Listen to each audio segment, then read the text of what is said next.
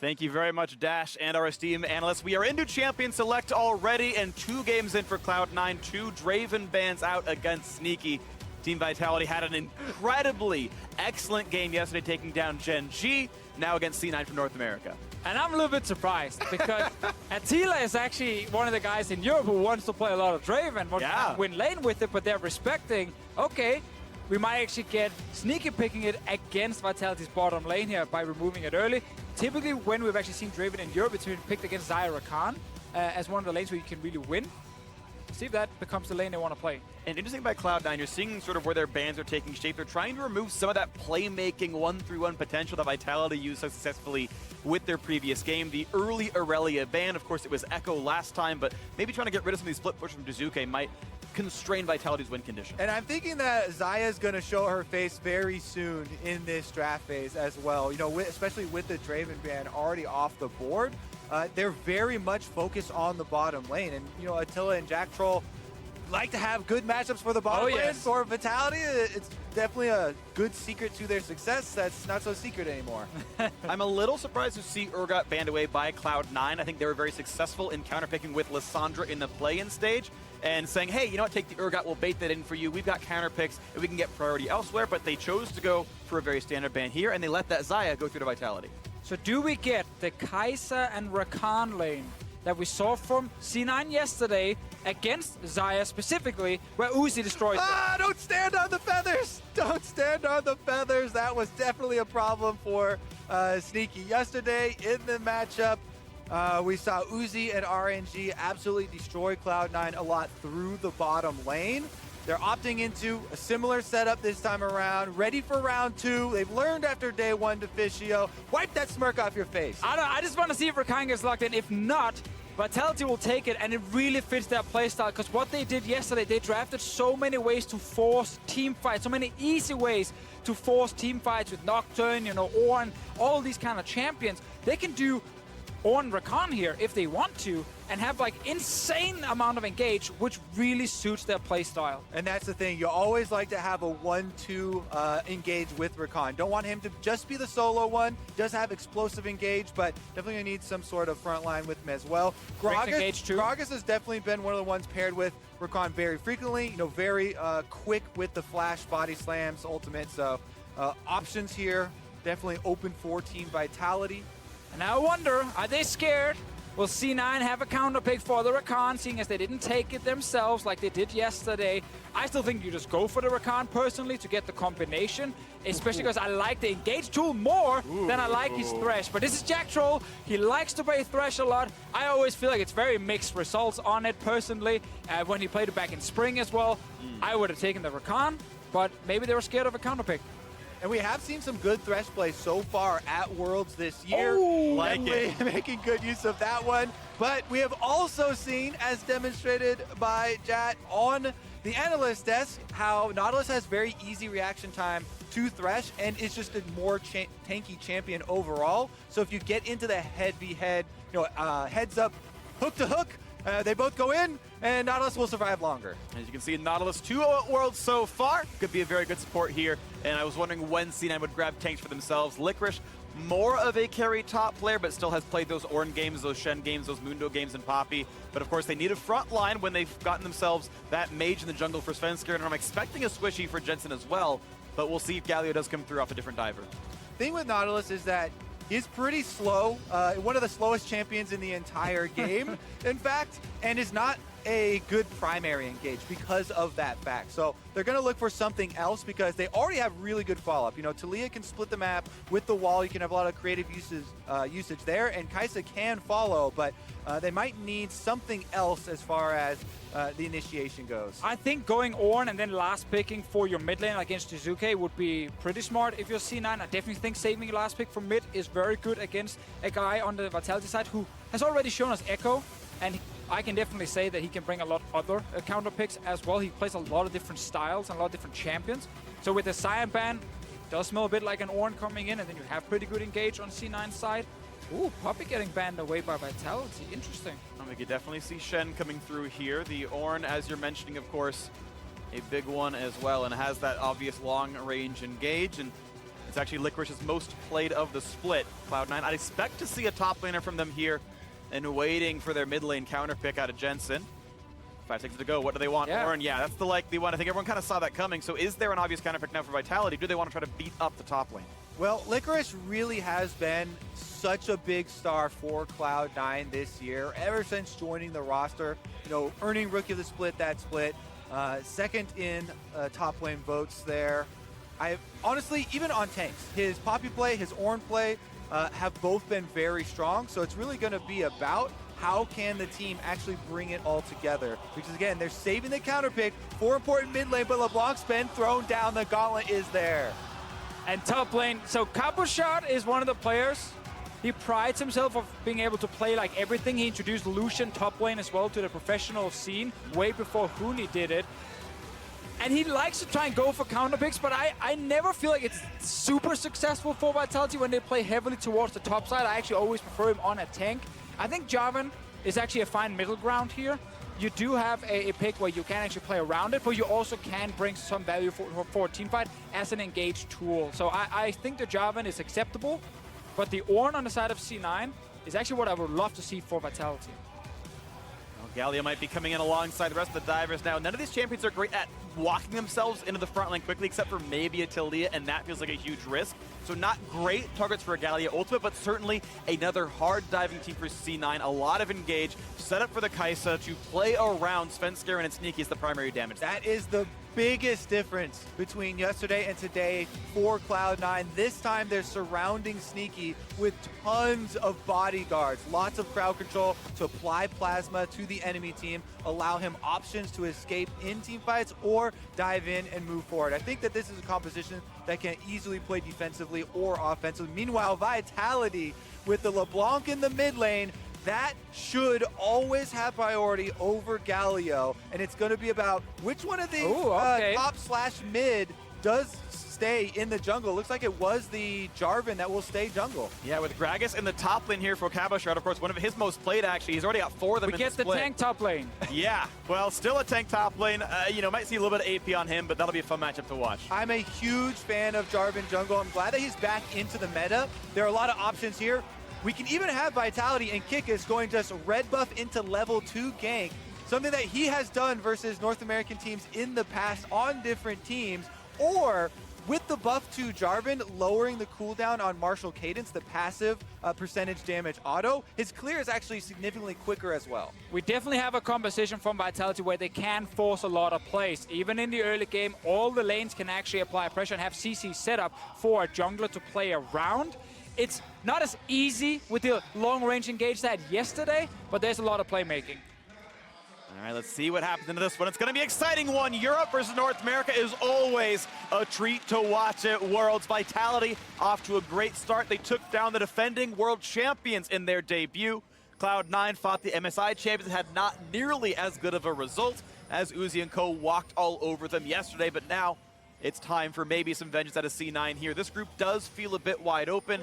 If Vitality can beat Gen G, C9 suddenly can feel confident that maybe they can make it out, and we'll see if they can battle Vitality well here. All right, Kikis here with the Predator Jarvan. Very excited to see as far as the possible positioning here around early wards goes as well, because it looks like they're moving up into the brush. Not going to be threatening too much as far as the invade. Cabochard has body slammed over and snuck his way in behind. This could be bad for Sneaky if he shows himself. Well, right now, Zeysol's tracking Jack Troll. They know where that Thresh is going. They know which way he's walking. He's up towards this side of the map, so Sneaky's going to walk backwards. And not much of a risk there as Vitality runs through. They get a ward, and that's really all they get. No one was too greedy on their movements, and C9 was kind of crossing their T's and dotting their I's. Yeah, they're actually moving back towards their own jungle now. That could have been a flash if he had body slammed forward, but I think he wasn't sure if there was anyone else from C9 waiting, and therefore he just ended up walking away. They did leave a ward behind on the Cloud9 blue buff as well, so Vitality will retain some information off of that invade. They're sending Kikis over to the red buff to start that one out by himself, and he'll just continue through the jungle, whereas Taliyah Svenskeren starting on top side and might route through. And this already tells us a bit about the bottom lane focus. They didn't stay to give a super good leash to Kikis. They actually wanted to join C9 instantly when the wave arrives, so you can get that first push for level 2. And when you're drafting this Thresh pick, instead of something like a Rakan. You're definitely saying we want more focus on the laning phase here. We want to actually look for some picks around Jack Troll. He is the kind of support who believes a lot in himself and he wants to be a huge playmaker. But it's actually I would actually call him the most inconsistent support we have, because he will be 10-0 or 0-10. It's also weird thinking that the option of not taking a Rakan with Xayah is the option for more playmaking, considering the extra range and the explosive engage that you can get with that champion. But it does feel like, Thresh, he has more options, can lantern in and maybe assist Kickus a little bit more in coming to that lane. So maybe they want to have more participants in the bottom lane party. And I want to see what those parties kind of look like and who's going to get down there. We do have Summoner Teleport in for Jensen in the mid lane. Of course, Galio himself good at showing up once level 6 comes around. Watching him face up against Jizuke on this LeBlanc, who can be very, very scary, has the Ignite, willing to play super aggressive alongside that Jarvan jungle. Yeah, I'm very curious as to how this early lane phase is going to go, because so often, and we've even seen Jensen himself in the reverse of this matchup on the LeBlanc, absolutely punish players for early picking the Galio, getting lane advantage, pushing them in, being able to roam first and accrue a CS benefit for the team. What is Jizuka going to be able to pull off here against Jensen? I don't think too much because of Aftershock on the Galio and TP. Like, it's the super defensive setup on the Galio here. It should be very hard for Jizuka to actually get the kill as long as Jensen can proc his Aftershock, obviously. And that's kind of the thing, if you look at the Galio pick here, and if you look at the entire comp, it's really not about Jensen being the big carry. It's not about Licorice being the big carry on the Ornn either. You mentioned this in draft already. It's all about Sneaky. Like, you want to make sure Sneaky becomes the big carry in the late game. I think early the bridge towards it is going to be the Taliyah pick. And what I like to see is often like Taliyah with things like Alistar. In this case, it's a Nautilus. If you land the hook on Nautilus, you roughly know where people are going to get pulled to, and you can then land the knockback from a Taliyah, and you can burst someone down really quickly. Yeah, that one's definitely more risky than, as you not as before, safe with the Alistar. a point and click. Maybe a Galio taunt catches on someone and you can get the easy seismic shove, but I definitely agree with you. Taliyah plus crowd control setup does spell a lot of early game burst damage and some possibilities here for Sven Skaren. He's the one that has been starting since we got to group stages for Cloud9, back on the world stage, and they're going with the more veteran of their jungler option. Yeah, and even a little bit before then, of course, he played the last half of the best of 5 to even qualify. I mean, Gambit took C9 to all 5 games. Clever played the first 2, was okay, and then Sven came in and kind of took care of business the rest of the way through, went 2-1 on that scoreline. And certainly C9, again, putting a lot of that faith back in their old lineup. It's kind of interesting how similar their lineup now at this point looks to Spring Split, where they had all these roster shuffles back and forth, 9 different players started for C9 throughout this split, and now they're back to the same 4 plus Zeyzal that they played throughout the rest of spring. I just kind of find it interesting. They've kind of congealed back to that same roster, and now you're back at Worlds. But more motivated. But more motivated. That was the thing. I mean, we actually just have to give so much praise to the C9 organization for the scouting work they did and how they utilized this huge roster, because there are some of these names here that you didn't expect to see in the lineup if you go back a year, like Licorice, obviously, in the top lane has been fantastic. Incredible. I think Zeyzal has been a great addition down in support, and these are players that they didn't have to go out and like blow up the budget to get, because they actually got them from their own academy team into the main roster, and that's exactly what that system is intended for. Meanwhile, on the other side, Kickus was such a huge pickup for Vitality as well. You guys can't stop telling me about how they went 11-1 since picking up the new jungler. He's absolutely It's a great story. given Vitality new life, and it has shown up here in Worlds. I mean, they come out, game number 1, huge upset, take down Gen.G, go up 1-0 in the group. And really, this was even still with a lot of the rumors around scrims coming through, not so hot for Vitality, yet they show up, huge performances, and they get the victory. I mean, they showed up massively. They did. They surprised us, honestly, against Gen.G, but we kind of looked at that match as well and said, if there's one game where they're going to beat these guys, it's day 1. It's the first time they face each other. They can't surprise them. We got a scrim thing. For everyone who takes it a little bit too serious with scrim results, I can already tell you that I don't think I've ever heard anyone say that Vitality were a strong scrim team. It's always like, there's a lot of fighting, there's a lot of kills, and then no one knows what's going to happen. And that's kind of been the style they've been playing in practice, on stage, and I like that. I hate teams who play super aggressive in scrims and then play super passive on stage. I respect the Vitality stick to the same style. Sure. Even if behind, they will fight. And they played a very, very good mid and late game up against Gen G yesterday. Now they are in the early game against Cloud9, and we are back on the Rift. Juzuke had some audio tweaks needed, then restarted the game, I believe, and now he's back here. So we're once again looking at the early game and seeing who can do what as the camps are coming down, and we wait for our matchups to play through here. Nothing too surprising in these lanes so far. I do want to point out Relic Shield Thresh is not always the most common pickup. We see coin a little bit for him, but going for a slightly tankier look, even if it will deny some gold later on in the game. Yeah, allow a little bit of healing. And as we said, with the Thresh pick, we are expecting more members down towards the bottom side. As you can see there, Kikis, he routed Red Krug's bottom once again, which is kind of the classic one now for blue side, into the Scuttle Crab for himself, securing some vision for that bottom lane to work with and push up, keep Sneaky and Seizel under their turret, try and pressure this Xayah, which, Cloud9 really rely on so heavily. But Capital needs to be careful. They're basically splitting up the map right here. Top lane gank, stun's gonna be landed. Now watch out for the seismic shove and where anyone could go. Cabochard getting lower and lower, but Licorice down to 300 as well. And Cabo not looking for a way out, finally gonna flash it. The flash to chase, and he's got nowhere to go. Big damage coming up though. And where's the reinforcements? A flash forward, no shove, but the damage will finally come through, and first blood eventually lands for Svenskeren. And sure, it looked fine with some damage right there, but Cabochard, your entire early game plan is to just split the map in half. Your jungler is on bottom side. He might find Zezal here. Nope, he ends up just going to the wolf camp, but you have one job as a top laner. Do not die to the enemy jungler when you have no one to help you on that side. Yeah, one of the classic don't die level 3 gank, please, top laner, does come to fruition here, but Kikis does have some options here. Clears out the Scuttle, takes away a bit of the wolf camp from Svenskeren in payment for that top lane kill. And I think the only reason maybe Cabochard did not expect Svenskeren yet was... Oh, the flash ban ignite is on the taunt there. Jensen down about 200, burning. He's going to survive this walk away. Oh, Chains, I believe, just missed when he jumped forward right there. Would have killed Jensen. Telling you, Deficio, this LeBlanc into Galio matchup. Hey, it's even right now. All right, let's take another look at the replay from top side, though. As you were talking about during it live, you want to hold on to your crowd control ability until the flash is used from Cabochard, so you can't use it to dodge the seismic shove. In the end, though, it doesn't really matter. Oh, but now the bottom lane, a root is there, and the lantern's going to get him out, but the hook not going to land either. Nice try on that gank, not going to happen. I wanted to call what happened in the mid lane, though, because Juzuke burned both summoners to make that kill happen. Didn't get it. They both recalled. Jensen got the TP back, and now I think has pressure in that lane. Yeah, exactly. It's what we mentioned earlier with the Aftershock TP, like very defensive choice from Jensen. Dying 1v1 is not something that is actually very likely to happen, even though it was close with Juzuke jumping forward. Jensen did manage to stay alive. Last little point on that top lane thing, I think Cabochard expected Scout to go straight to blue buff and not actually go straight for level 3 gank top. Really the only reason for him to stay that far forward. Anyway, C9, decent start in this game here with the first blood. Sadly did not get something bot lane because Lantern was in place. Attila got out. Yeah, nice defensive play there. Positioning back in the lane to allow his marksman an easy escape. No summoners were blown by Vitality in that escape either.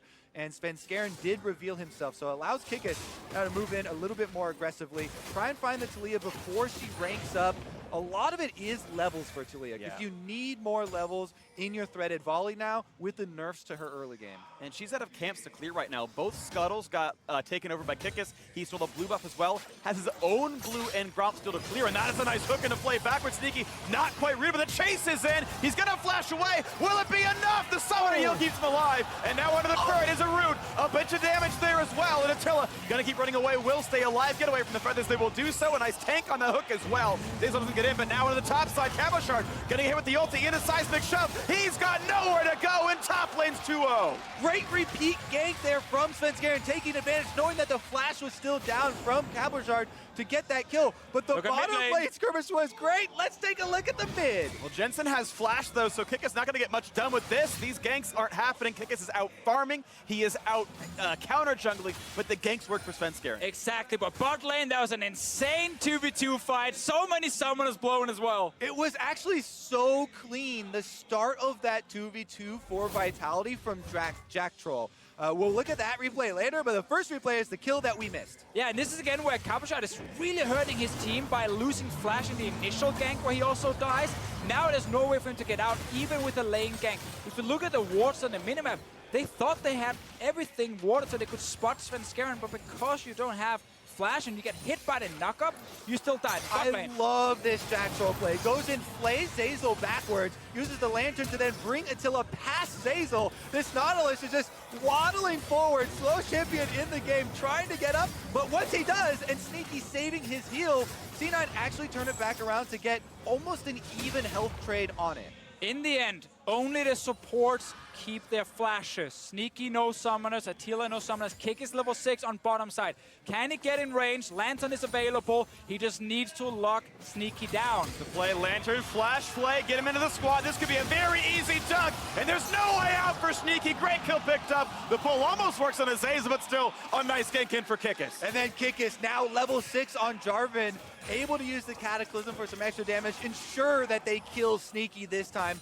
take him off the table, and this is big because there is a double stacked minion wave. They're pushing in the tower while he's dead. Oh, Svenskeren and Jensen around the river here. Will they try and contest anything? No, just takes the blast cone and will take the wave with the support on bottom side. We should get more ganks bot lane from Vitality. They have to set up Sneaky, no flash for a couple of minutes. Again, Deficio, what you and I talked about in Champ Select, the Kai'Sa, the bottom lane focus for Cloud9, that was necessary here. Sneaky, once again, is the target from the opponents, and it is going to be successful here. Jack Troll goes in, Lanterns. He knows that he has a flash advantage this time around, so he just flashes in for the guaranteed play, and they know they have the extra cooldowns to be able to pull off that kill. I love that Jack Troll saved Hook until someone flashed out. He knows flag into dunk is a guaranteed force flash for Zeyzal. Tried to follow the Hook.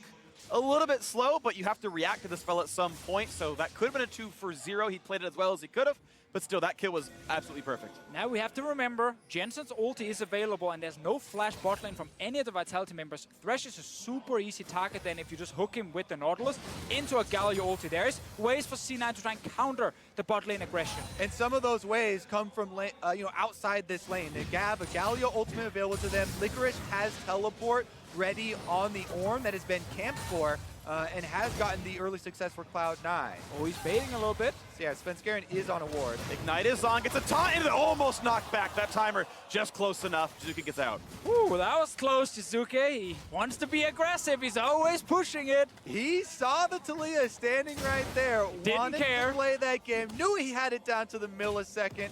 Does back out right afterwards. Maybe, I think it was fishing for a flash there. It's one of those risks that you take into account. Maybe he can scare Jensen with a little bit of burst damage. Doesn't actually pay off for himself, but he knew that he'd be able to get out before the taunt or the seismic shove came through. Yeah, also the chance that Jensen maybe could bait a little bit too much and then Ignite would come down and actually finish him. Kikis, as we just said, returns to the bottom lane. He has flash ulti, can use it straight on Sneaky. Let's watch for the Lantern. Let's watch for the pull forward. Now Jack Troll is on a ward. C9 are trying to play outside of Lantern ult range, and so far so good. Cloud9 should know. Bottom lane has to play super defensively. They are the targets. Yes, there's a Galio on the field, but unless Jensen can roam, a quarter of the way down first, he's not going to have the range to get there in time. Kikis now does reveal himself on that ward. And that ward may have saved the life because now Zeyzal walking around trying to track him, puts another ward down, looks for Kikis. That Scryer's Bloom didn't see Svenskeren, but that control ward certainly will. So they're aware of what can happen on C9's side. Kikis might walk into Jensen though. Ornn ult is available. Teleports up for the top laners as well. They might decide to collapse here. Zeyzal level 6 on the Nautilus might start it. Kikis over the wall, gets away. Now looking for the play on Jizuke. He's going to get rooted up in place. Taunt's not going to land on anyone just yet, but he gets some damage reduction. Now Jizuke actually feels pretty safe. And baits out another hook from Zeyzal, so cooldowns down right now on C9's side as Scuttle goes over to the Vitality side. And looks like that's actually a decent trade on theirs. I love that both teams are constantly looking for these small skirmishes against each other. Such an action-packed early game. Jizuke is trying again, but it takes forever to burn through the Galio. Svenskeren on bottom side, still no flash on Jack Troll's side. Hook him, he dies. Started off with the Nautilus ultimate to guarantee, then Talia can make a wall and join, but looks like the recalls from Vitality are just in time. They're going to evade this gank without even trying.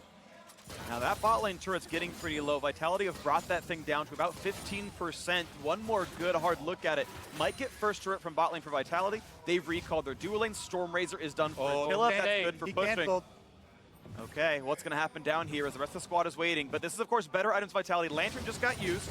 And now another bit of aggression here on Jizuka. That means Jensen cannot join this fight for a little while. Where's the engage going to be? Can they find Jack Trill? That's going to be an ult coming across. And that's a nice stopwatch to buy a few seconds. Can he get away is the question. Does not have flash. Ornhorn comes across, looking for a second kill. As that's certainly going to be Jack Trill going down. A nice jump into the air for Attila. They got to get out of there for Licorice. The flash to trade. He's going to stay alive. 1 for 0. And now the pressure towards that turret, but there's not much of a wave anymore to get anything done. Now it's just going to be a race. Cloud9 are trying to push on bottom side, whereas they've got Rift Herald started up from Kikis. He should be able to get this one, and the recalls go off. Yeah, we know C9, they need to stay and get the turret for this to be worth it, because they invested a TP as well, and now the Gragas coming down to stop this, while Kikis is still getting Rift Herald, so Vitality will lose a player, but will get a big objective topside. And Jensen roams down from mid lane, pops the plant. After the reset here, it just comes out for a kill for Cloud9 and a Rift Herald picked up for Team Vitality.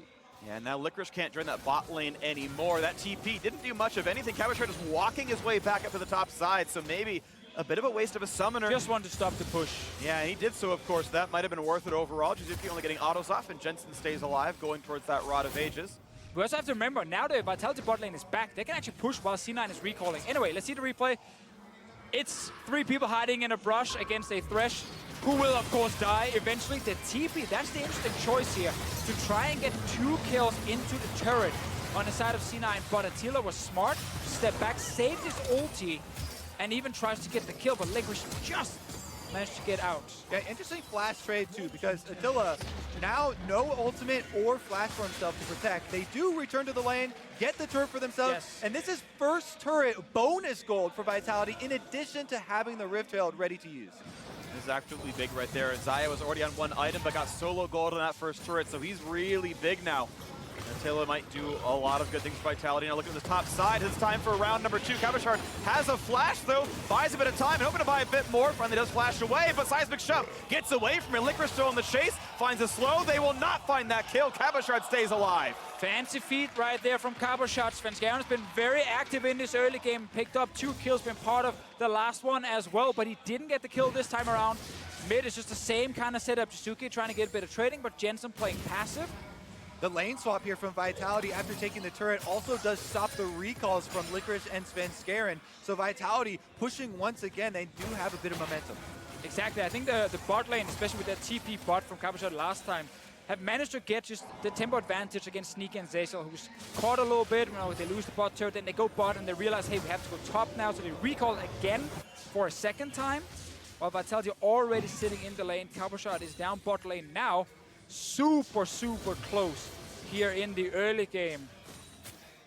And we still haven't had a Galio ultimate join or a LeBlanc roam looking for one of those early assassinations. That being said, Jizuki does have the CS lead, as expected, over the Galio in the mid lane, and they actually use the Rift Herald here as well. On to mid with a lot of reinforcements here. 4 champions plus Shell. It's going to be a very low turret. Won't go down unless they commit champion damage, but it's still a meaningful chunk off there. Mid lane down to about 1/3 HP. Kikis going to go for the attempts at towards blue buff and Gromp down here on this side of the map, and taking more and more of Svenskeren's jungle away. Still up a camp right now as Kikis. And Cabochard has pushed in bot lane. No one is answering that just yet, so more and more gold actually being bled out of the map as Licorice can't walk through. He's 1v2 down there. The blue buff already stolen. Cloud9 looking very reactionary right now, pulling down, contracting towards the mid lane at any sort of move from Vitality. And Attila! Big damage. Good lantern though. He's all right. You see Sneaky from yesterday against RNG, where he died in laning phase multiple times. He was really far down. This one here, yeah, he's died once, but he's up in CS. It's definitely not been the same kind of game as he played against RNG. And C9 are getting this turret here. A lot of this comes down to Svenskeren, however, on this Talia. What a great early game from him. Also, because timing has become so important, because Vitality had the extra 30 seconds there, Cloud9 don't even give solo gold over to Sneaky on the turret take. They have everybody join, get down as fast as they possibly can so they can get their reset off and purchase. Zazel takes part of that share of 250 local gold. A little bit of that siphoned off. Not that Talia is bad with gold, but she's the breadwinner right now. 5,900, the highest on the team. Svenskeren is the one to carry here. He was benched off the team for a lot of that summer split. When Blabber came in, it looked like C9 had finally found a great jungler, but push came to shove. Svenskeren's the one on the world stage they seem to want, and has managed to keep his form up against Kikis. Still has those kills, had those early ganks. and he might be the one to carry and get C9 out of what could be a 0-2 start to Worlds. It really has been a roller coaster year for Svenskeren and Cloud9 as a whole. Now, though, looking at a pretty even mid-game versus Team Vitality, with Sneaky completing his first item, Stormrazor ready to go on the Kai'Sa, getting a little bit more attack speed to get his E evolution.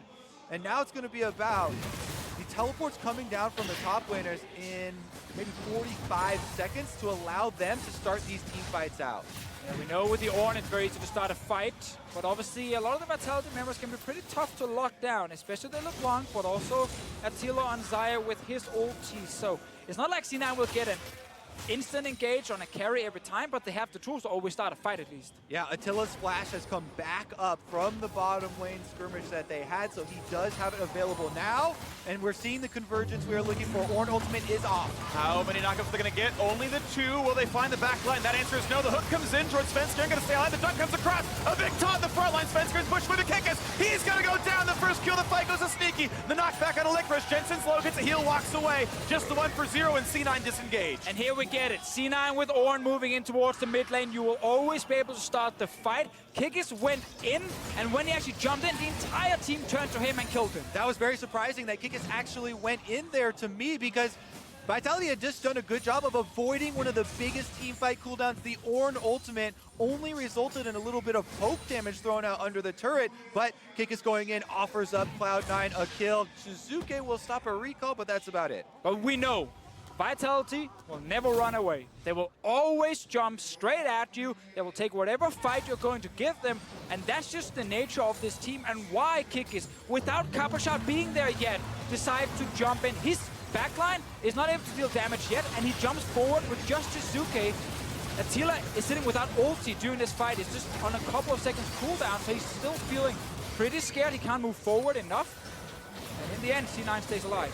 I'd say this skirmish is also a very good depiction of the difference from yesterday to today. 2 different Kai'Sa combinations. Yesterday, lots of squishy champions, not a lot of structure for a team fight. This time around, a bunch of tanks on the front line applying plasma so that Sneaky had an easy killer instinct over to finish off the Kickus kill, and they had much more room to work with.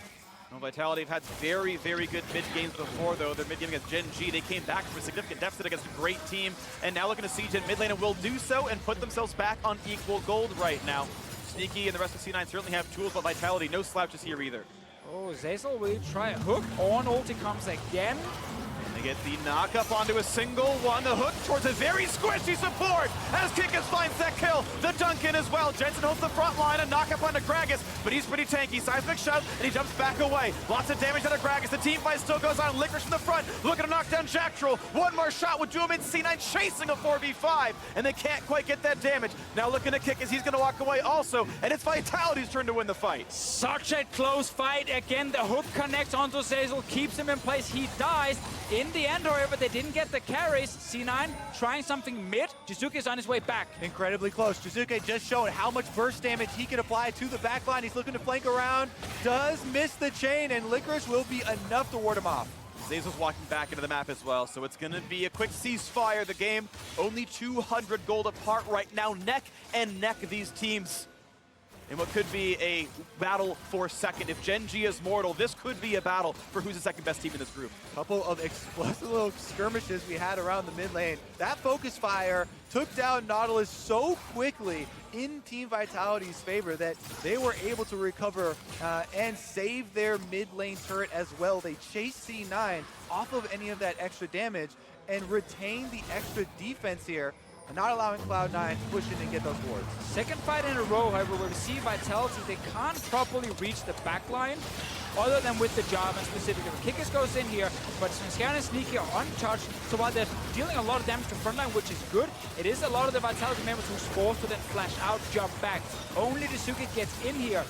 And while it was a good hook from Jack Troll, this is where I would have loved the Rakan pick specifically, to follow a Jarvan when you are diving forward for Vitality. But at least if Jack Troll can land the one hook and they get the kill, it's worth it. Yeah, they were able to get the kill before Zeyzal even had time to pop his W shield there for the Nautilus. That is a huge part of the tankiness of this champion, especially from the support role. And he only had time to try and flash backwards. doesn't get it off. They do get the kill, but again, so close as far as the even gold spread in this game. And it is going to be so much about setting up through the river right now, because Team Vitality are the first ones getting those wards down. And the map is starting to spread out a lot more, so this vision can help you make sure you're not getting ganked. We're seeing Jizuke side laning now against Jensen. The marksmen are now stuck into that mid side. The tank's on that bottom side, right side lane. And let's see who can control what right now. Sneaky, of course, not able to push the turret. Able to grab all this farm is Attila and Jack Troll without issue, as the Blues also handed over no problem to the LeBlanc. And that'll be a nice mana lead on this side. And we've already seen a couple of insanely close team fights. We're most likely seeing a lot more of those. Around the mid lane for Baron control is where both teams are looking right now. Sure, there's a bit more split push on the side of Vitality, but there's too much engage on the side of C9 to stop the LeBlanc from just sitting in the side lane. So we see the mid lane control. Attila trying his best just to wave clear. No one wants to do Drakes, by the way. We are 23 minutes in, and they're not even looking at it. At a certain point, easy to take, and this actually might be the chance literally right now. Thank you very much, Deficio. And my favorite Drake is going to go to the eponymous team down here with bot lane priority. Now, Jensen's got to be careful. He is in a 1 versus 2 up here, and Aftershock might not be happening here in this one. The taunt's not going to matter. The dunk comes through, a kill in the top lane. And this is something Jensen will actually do very often. He will completely ignore that his team is doing something on the other side and stay out in the lane. He realized a little bit too late, wait a minute, they're coming for me, and it took him down quickly. C9 still want to get something out of that death, but look at the collapsing members of Vitality heading through their own jungle. They're on the way to mid lane, and Cloud9 are still there! 5 versus 4, Vitality want to kill him, and they're gonna find a hook. They're gonna find the shotgun on a Sneaky already. Looking for number 2 as Zazel's gonna drop as well. 3 kills in a row. Looking at number 4 as Lickers is running backwards, and they're gonna stay alive, but now their sights are set on Baron. Cloud9 stay too long, and they give up 2 more kills. Jensen is going to be back out on the field, though, and he is Galio. That might be enough to deter them. Svenskern's the only damage left, though. LeBlanc over the wall. Shane's going to land back across. Almost gets that kill picked up. He's burning. He didn't get the stopwatch. They're not going to get the trade, and they're already on the Baron. What a kill for Jizuke, and it's going to be the catch as well. No way out for Jensen. He'll only get the trade, but crucially, Smite is down. They stopped the Baron there for Cloud9 with some big plays from their mid laner, but Jizuke had the extra swap here, finds Svenskern, escapes out the other side of the Raptor pit, and this is definitely a fun one, boys. Man, Jizuke spent most of the summer split playing roaming champions. It was only towards the end he got back on carries. He's playing carries this tournament, and man, that was insane. Well, that was cool to watch. Jensen did so much work for C9. Let's take a look at this replay, because yes, Licorice and Svenskern are the ones on your screen. They are the ones that Jizuke is trying to 2v1 over here, but Jensen, the Galio, doesn't chase around this LeBlanc. He goes straight to the Baron. That is important, and he bursts down 2 members of Vitality to stop them. But look at that happy face there from Jizuke after the victory. That replay brought to you by Acer Predator, and of course the fights are still continuing as the players respawn on the map. Baron still in the eyes. His action will not be stopping. The game only 1,200 gold apart, but Vitality do have control. They have the waves pushed first. They've got deep rewards. They're setting up again, it looks like. Oh, Zazel, does he want to land the hook here? Sneaky died last fight. Didn't get to use the heal in time. No flashing. That's kind of important when there's constant fighting. Always track the flashes here. Who can you actually pick off? No flash on Svenskern, no flash on Sneaky, so Kiki's ulti will be huge in the next fight. Jizuke, 3 kills on the LeBlanc now, has the magic penetration plus the Luden's Echo. Huge burst damage is possible, as we've seen already. Meanwhile, Attila, the other carry for Vitality, 3 kills for himself as well. Those are the 2 members that Cloud9 need to focus on. And we know that Vitality like to get a fight first and then go Baron, and not the classic beautiful Baron setup, slow pushing minions and all that jizz and jazz. No, it is literally fight someone, kill them, take the Baron. C9, they know this, they are around, and they're also looking for the engage. They have the Ornn that's been so impactful with the ultis. He's looking for more. And C9 upgraded Fog of War around this. The only wards close by at all are Vitality's control ward in that brush. That flag's going to time out, so C9 get to play the baits here as they walk forward. A blue trinket is there for Attila. LeBlanc can jump the wall, no problem. They see, okay, it's not started yet, but they're going to continually lose vision and have to play on that sort of knife's edge. During that time, though, Cabochard was able to push up the bottom lane minions. So now you can see Licorice already got on the recall on Ornn, going to answer those, and Cloud9 pulled off of Baron for the time being. And we are 3 full items on Attila to only 2 on Sneaky right now. I think Zai is going to out-damage in a team fight. That's going to be a very big factor as they keep setting up around this ocean. Around this river, I should say. A little bit smaller. As Jizuki just simply spots out, but still the wards aren't there. Vitality are playing with a little bit of darkness. Now looking forward again. Zazel going to hold the front line, looking in the mirror, and it's going to be the kill on his Svensker, the dunk towards the back line. Sneaky gets away from that one, but the 4v5 could look even better. Vitality cuts it down to 3. A knockup, finally a kill for Cloud9, but can they get the numbers? No, as Sneaky shut down as well. Another comes through. It is only Licorice left alive. Vitality will lose a second player, but they will get the ace, and they have control for Baron. And that's how you set up Baron as Vitality. You walk into the river, you don't care about vision, you see a bunch of C9 players without flashes, and you just take the fight. Svenskeren dropped early, Sneaky dropped later. 5 kills for Vitality, and they get the big objective. What an engage there by Vitality. They find Svenskeren at the very beginning of the fight, immediately take him off, and Jizuke is able to navigate the rest of it flawlessly. And this is why we said, in games with constant fights, we have to look at flashes all the time. No flashes on the carries here means that C9 can never really win this fight. The moment they're caught in the river, they will get engaged on. Much earlier, Cabochard walked from that bot lane to join his team here, and C9 did not respect it. Jizuke goes back in, finishes off the carry there. And they've got plenty of DPS to take down the Baron. Now let's see what Vitality can do with the Baron buff. They can fight power C9. their pushes. Just keep fighting. That was really good timing, of course. Licorice was pushing in that bottom lane wave you were talking about earlier to Fischio. Had to go over there late to the fight. Really good dive. So now, yes, as you're talking about, with this Baron buff, with the gold leaf, with empowered minions, and this buff on at least 3 of them, let's see how much they can do. Can Vitality close out a 32-minute game against C9? Oh, here we go. 5-man engage. LeBlanc's in the top lane. This could be a very good fight. They're going to look for the hook. Not going to find it, though. Jattrol could be stunned. But is that enough to matter on C9's side? They'll get a single kill. In comes the re-engage, though. Kick is going to buy some time with a stopwatch. And a huge blade caller comes across. But it's still 2 kills in for Cloud9. Reinforcements only now coming with Vitality down to a single tank. Jensen's got to walk back. Licorice holds the front side. Jizuke wants the kill. Not quite going to get the kill on a Jensen as C9 walks away with 2 kills. Plus, you have to check the ultimates available there. They had used all the crowd control. Cloud9 do sneak out, though. They've stalled the Baron push, and they're going to pick up the Ocean Drake on the way out. And I told you, with the Baron buff, they're going to fight. They're not just going to push. They could have left Jattrol to die and let Jizuke kill 2 turrets top lane. But no, Kikis went back in. The team took a 4 versus 5 until LeBlanc joined. Welcome to Vitality. Well, they're still pushing up the minions on top side, but Cloud9 have had enough time to reset, so those aren't going to get too much value. Sneaky with the Banshees already should feel a bit safer around this LeBlanc, and it will be a nullifying team fight in mid lane to bring this one a bit closer. Yeah, this is actually a big win for C9 because they stopped the pushes with the Baron buff. They know they have the engage tool to always force if someone is split pushing. That's why they go for the engage. But here, you can let your support die and everyone else can step away while your bond is pushing. But no, Kikis, he jumps back in. Yeah, Kikis, he went for Sneaky there. He actually forced Sneaky's flash. So both marksmen use their flashes in this little skirmish. This will be very important for the next team fight that we do see coming up once again, but they started it already. It's another battle. The ult's coming across now as well. Sneaky should stay alive pretty well against LeBlanc, and now Kikis is on the run away, but Licorice wants to get the ulti, gets away from the hook, looking for the re-engage. Can they knock down Cabochard? The plasma might help, but a nice explosive cast buys more time, and they will not get that kill. C9 will again slow down the Baron push, but no kills coming through. Scattered team fight here. Jizuke threatening on the top side, but they do disengage after all those ultimates are used. Cloud9 hold on to the turret. Vitality hold on to their gold lead.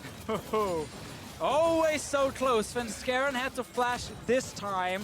Jizuke is always looking for him in these team fights, and we know the damage is there. 10 stacks on the Soul Stealer on his side. He bought the Soul Stealer yesterday. Sadly, then he actually died and had to sell it again in the late game, but he won more.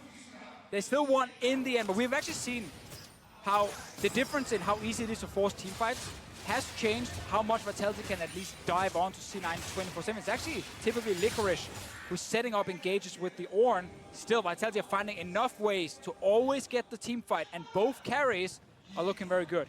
It is very impressive considering how much more difficult it gets as the game progresses to play teamfights out on LeBlanc. He's definitely finding his windows though. Cloud9 getting some vision here down around the Dragon Pit and moving towards Licorice, their split pusher, and the last outer turret standing here on the bottom side. Just want to knock down some gold. Hoping for an aggressive split pusher to try to find that bot lane wave. That's not going to happen here, so Sneaky going to grab this turret as we look at the total damage of the game, and pretty even spread actually for both teams.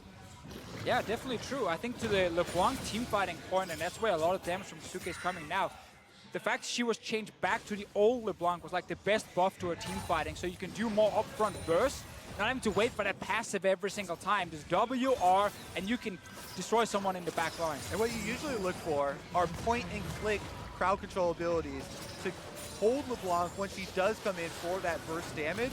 But all of these CC abilities are a bit delayed for Cloud9. They've got taunts, they have slow moving hook here from Nautilus, and none of them are quite quick enough to hold down the LeBlanc enough time for them to actually get the kill.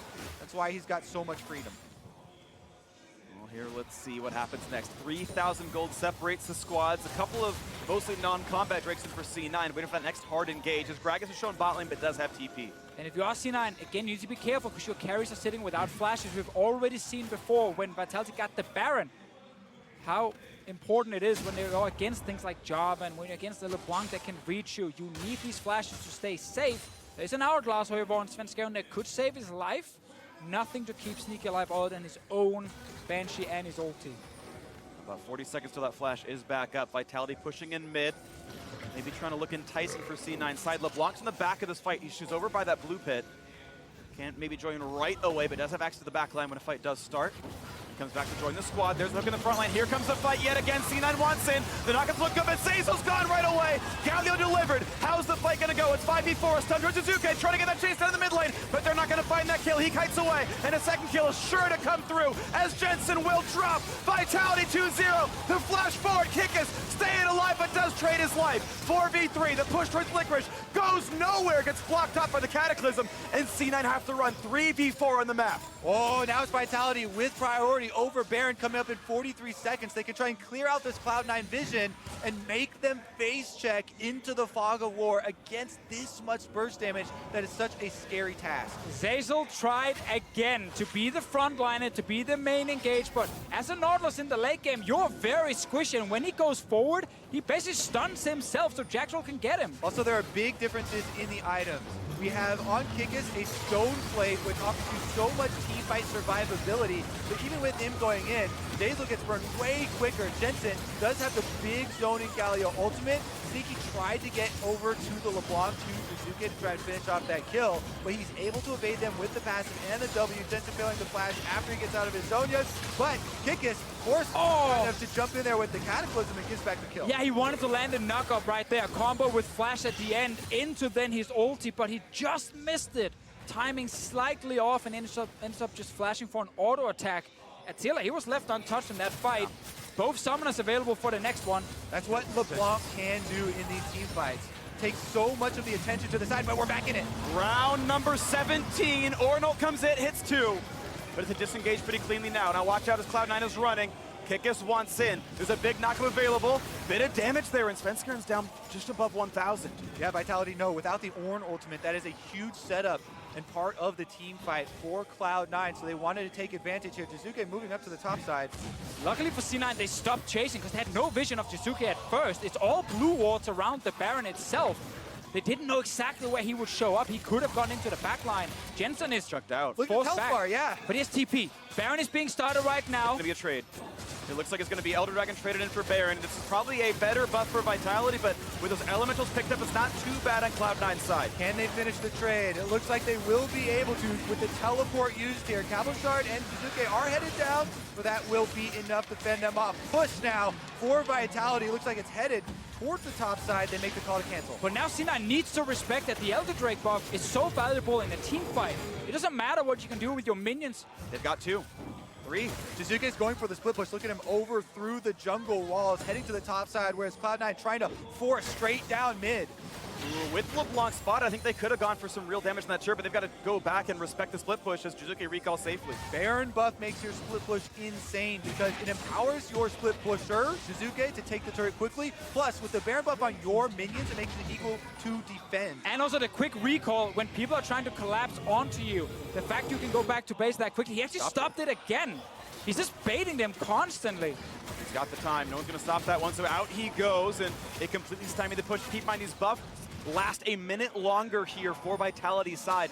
Playing this sort of ring around the rosy, buying time is going to give them a full minute where they've got Baron with no Elder on C9. But Vitality, they need to be careful. Do not get too greedy when it comes to pushing. Or an ulti will force the fight with the Elder Drake buff for C9. Yes, that's a big juicy wave bot lane now. You have your team here, but all of C9 are moving down.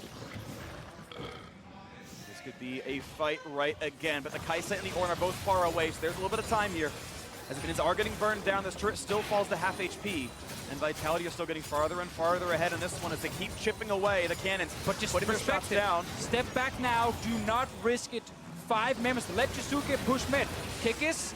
Oh, that's risky. Yeah, no flag. That means he has no dash to get out. He just walks away, though. Cloud9 aren't able to hook anybody down, and Jizuke in the mid lane has made it up to the mid turret, so Vitality should get the extra pressure and knock these things down. They're going to push farther ahead. It's already a 5,000 gold lead, but make that a little bit more now as bot lane tier 2 falls. C9 spent their time mid lane to respect the LeBlanc, and it's ticking away for C9. Vitality looking at maybe a 2-0 start to the group stage.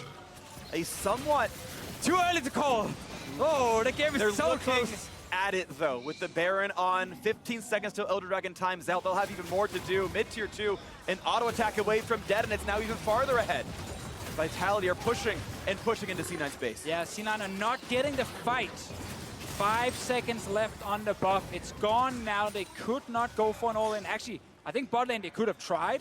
With the Ornn ulti, they said we need something here. But because Jizuke was sitting mid lane, they didn't want to do it. They would lose too much, probably an inhib if they were chasing for kills. What a story unfolding for Vitality here at Worlds, though. Both of their carries in this game still have yet to die.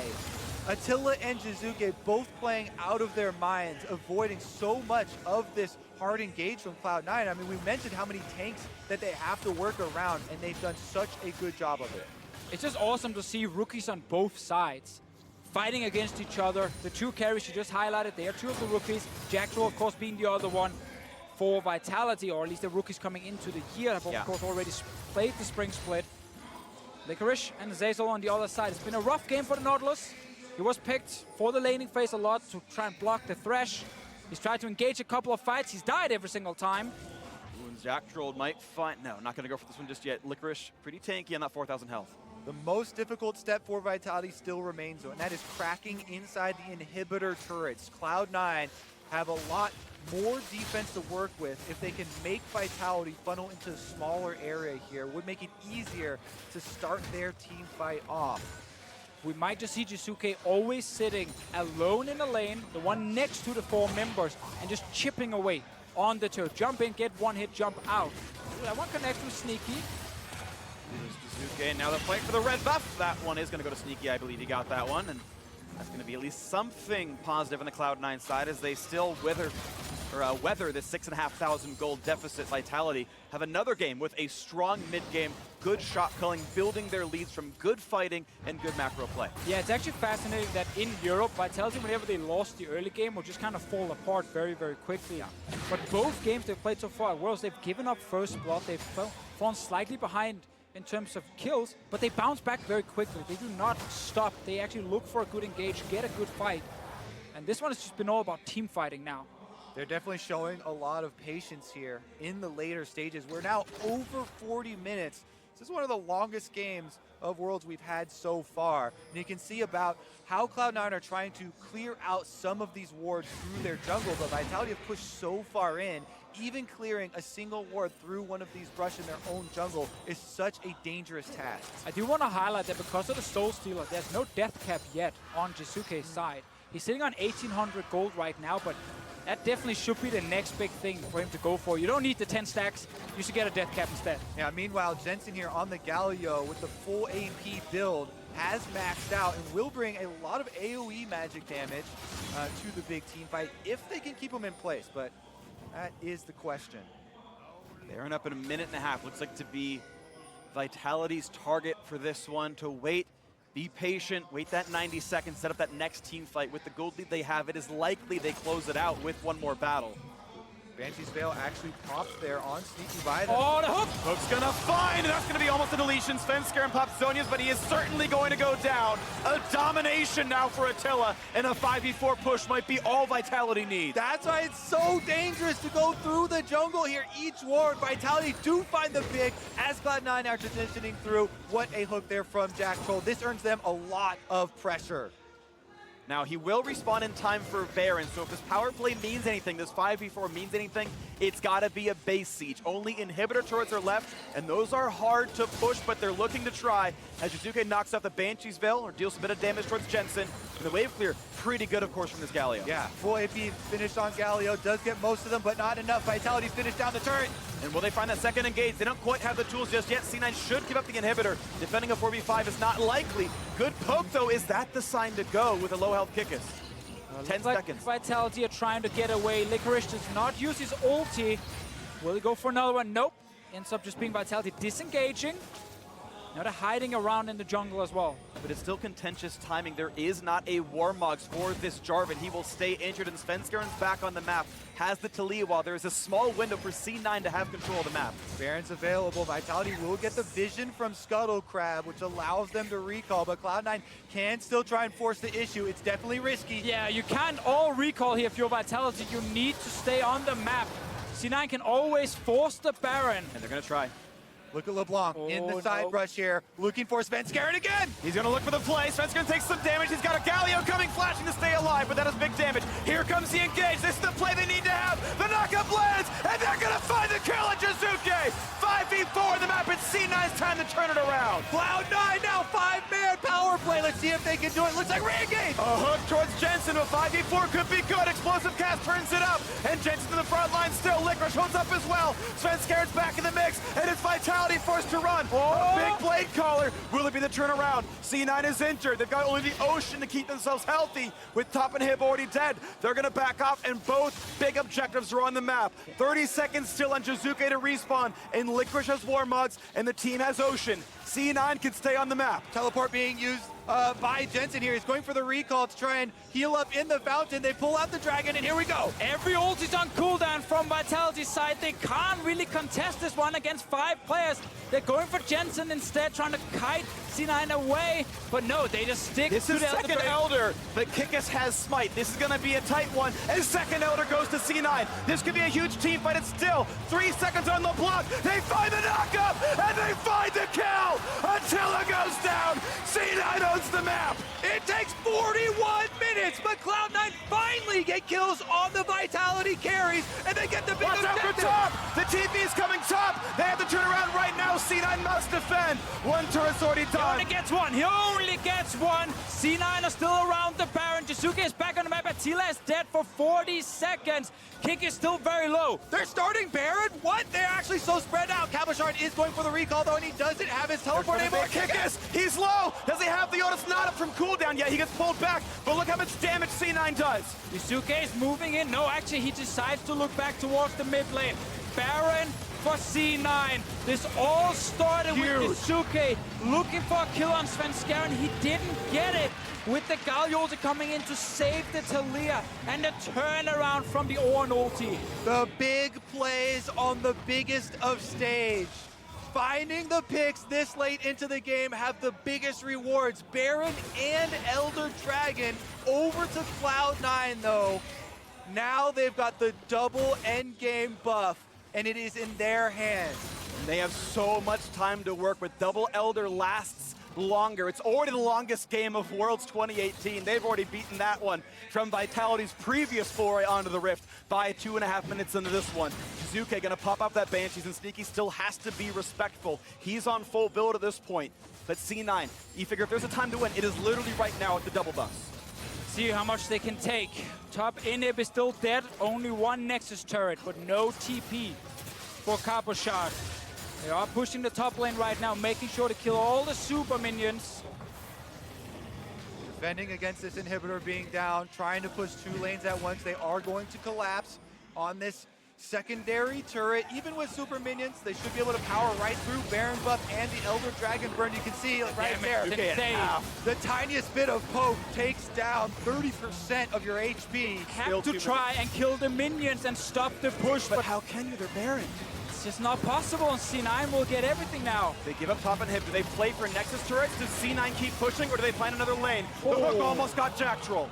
Both supports barely missing hooks right They're there. going for Cloud9 are Nexus. done. This is going to be the team fight to determine everything. The first turret at FHP. When does Vitality pull the trigger? There's still minions. They are still plugging away at the base, and C9 don't want to sit inside that. First turret will fall, but only a single cannon lives.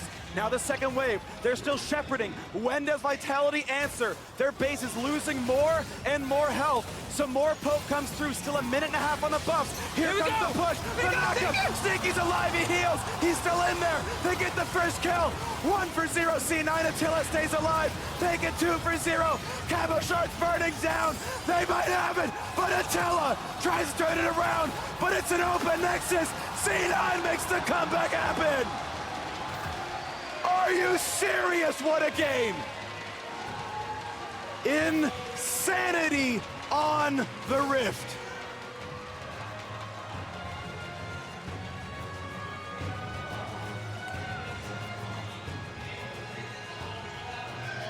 Longest game of Worlds. Big plays from both sides. Cloud9 actually started out with the lead in this game, but Vitality took it over for over 25 minutes with amazing play from Jizuke and Attila, going 40 minutes in the game without dying, but in the end, it just takes those 2 picks for C9 to turn it all around. The big carry Jizuke went for the kill on Svenskeren. He didn't get it. He dies. And suddenly C9 win a fight. Get the double Elder or the second Elder Drake. Use it to take a Baron. They got everything they wanted towards the end. But we just watched 2 teams who are so close to each other in terms of skill. Back and forth 24/7. This could have gone either way so many times. In the end, however,